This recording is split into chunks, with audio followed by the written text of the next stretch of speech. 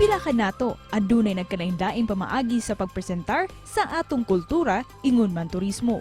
Ang uban ang ipaagi sa musika, samtang adunay ipaagi sa video ug sa photography.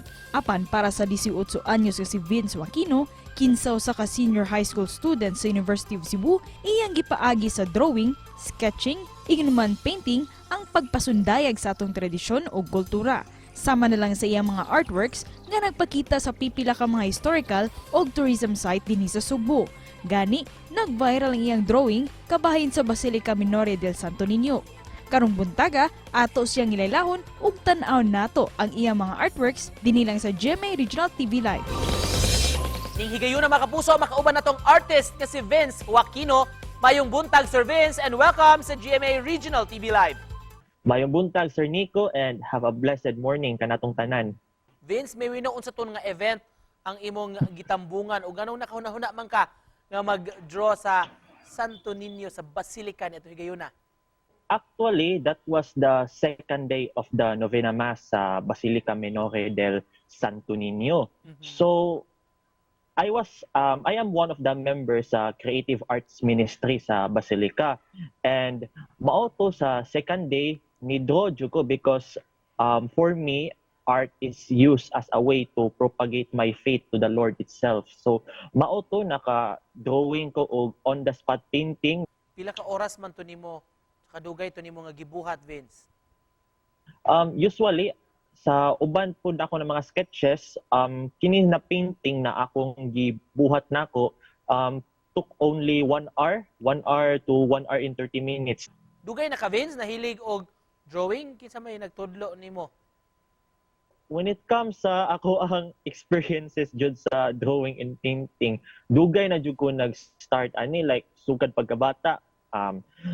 Pag kinder na ako kay nag-start ako drawing mga buildings, mga architecture kay nahilig jud og mga architecture pero bati pa kay to siya, and that was in 2017 na naka-encounter ko og usa ka medium which is ang watercolor. So hangtod karon watercolor na jud akong gi-use nako, naghinahinay ko og master sa watercolor. Gawas ni Ana, Vince, unsa pa man ang imong gidraw, unsa pa may mga obra nimo?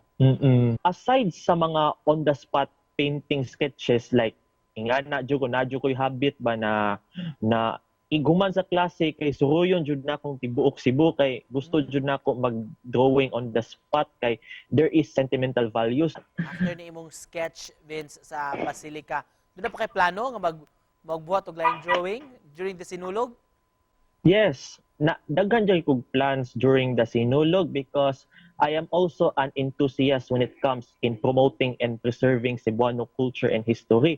So with regards sa pag-drawing nako, sa pag-paint nako sa Basilica, actually tradition jud na nako siya na every January moadto jud kog Santo Niño just to have a sketch.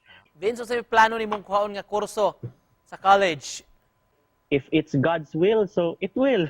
Kay we are not very certain man jud sa atong mga plans jud in life, but one thing is for certain jud is I will use my God-given talent that He gave to me. So mao jud na akong i-use nako to share sa uban in order to kuan. This is for the common good man pud siya. Vince, just to close this, also may message nimo sa atong mga viewers karong buntaga. Always walk by faith, not by sight, and always remember that you are created to create. So mao jud na siya akong motto in life na you are created to create. So we are created in order to create some masterpieces. So it doesn't mean na drawing siya, it doesn't mean na painting siya or singing. Actually, kita tanan as servants of the Lord, we can create everything and we can use this creation to glorify and praise Him above all. Salamat kay sa Vince sa pagpaambit sa imong talento. Vince Aquino. Thank you. Thank you.